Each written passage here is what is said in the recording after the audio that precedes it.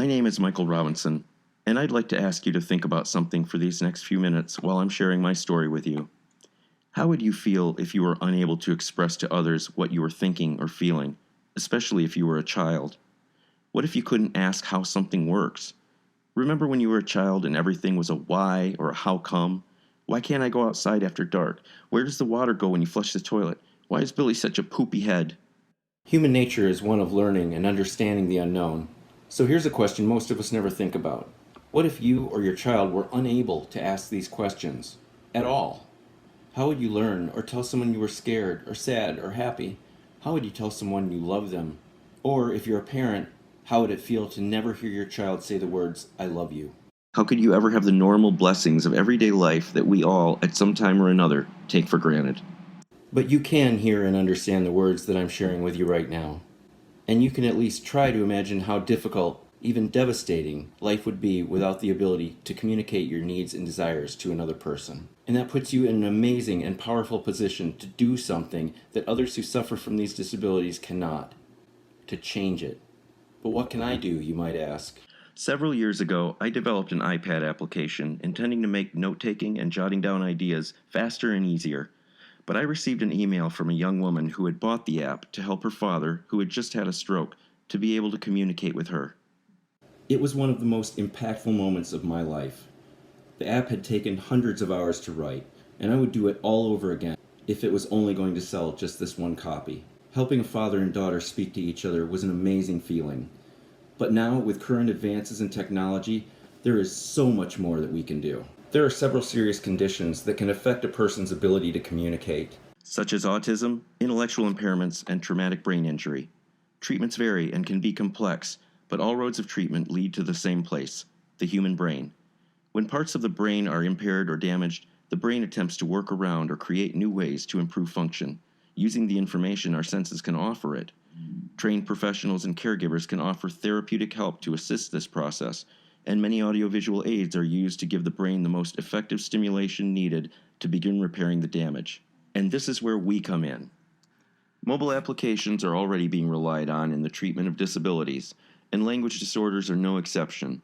But there's an emerging technology that can take this treatment to new and never-before-seen levels. This technology is called augmented reality. Augmented reality, or AR, unlike virtual reality, doesn't just create fantasy situations for our entertainment, but it allows us to take elements of actual, real-life objects and environments and overlay them onto existing environments around us. So how can this help us treat language disorders? Much of how the brain corrects and improves itself relies on what it takes in from our senses. For example, if you are trying to teach someone with limited language abilities what a chicken is, you might think that the best thing to do would be to show a picture of a chicken and speak the word chicken. But this only goes as far as associating the word with the image. A chicken is also an animal, a bird, a food source of both meat and eggs, an alarm clock, a farmer's livelihood, and many other things. Language is filled with complex concepts that are built upon simpler ones. But can AR be used in the training and retraining of the mind by presenting a broad range of concepts relating to words, objects, actions, and meanings? I believe the answer goes beyond a simple yes. I believe that AR can revolutionize the way we can present audiovisual information for therapeutic and educational purposes. AR can create full, rich, interactive audiovisual scenes that give dramatically more context than simple flashcards of images and words. With AR, your room can become a barnyard, with a chicken running, flapping its wings, laying an egg, crowing with the sunrise, all while the app narrates these actions along with their context. If a picture is worth 1,000 words, how many words could this be worth? AR can place any programmed object into the room. The object can be virtually interacted with, viewed in 3D, walked around, even virtually touched. A chest can be opened by your own hands reaching out to it and raising the lid, revealing something within. These are only a very few examples. The potential that this holds for helping children with disabilities makes this pursuit not just worthwhile, but almost a moral obligation, one that I won't ignore. While every person deserves to be able to communicate their needs, It seems the most unfair when a child, built for learning and interaction and play, is unable to speak or communicate normally. This is all too common in children with autism in particular, and the pain and frustration can be heartbreaking. This is especially close to me because my fiancée, Autumn, is a clinical behavioral psychologist specializing in the treatment of children with autism.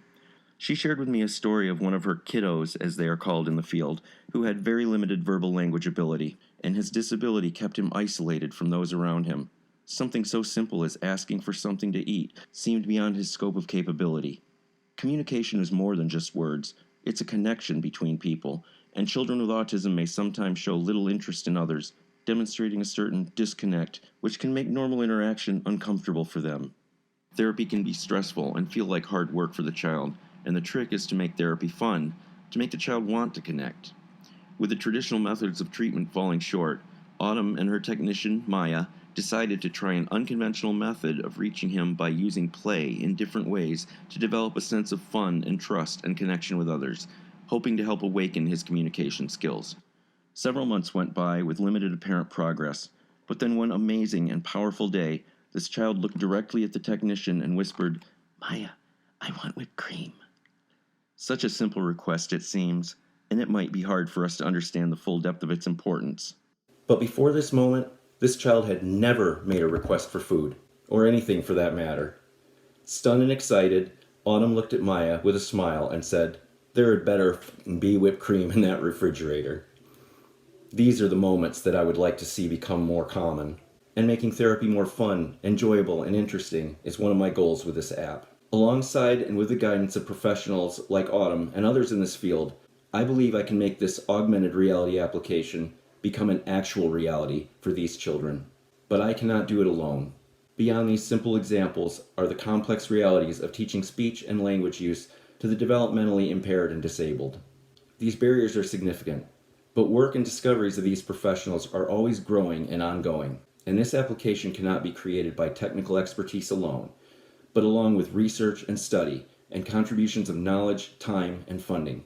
These children need a village to help find their voices, and I'd like to build that village together with you. I can't do it alone, but we can do it together. And I believe that the rewards from this endeavor will be obvious when we hear the voices of those we've helped, taking their place alongside the voices of others, shaping their generation.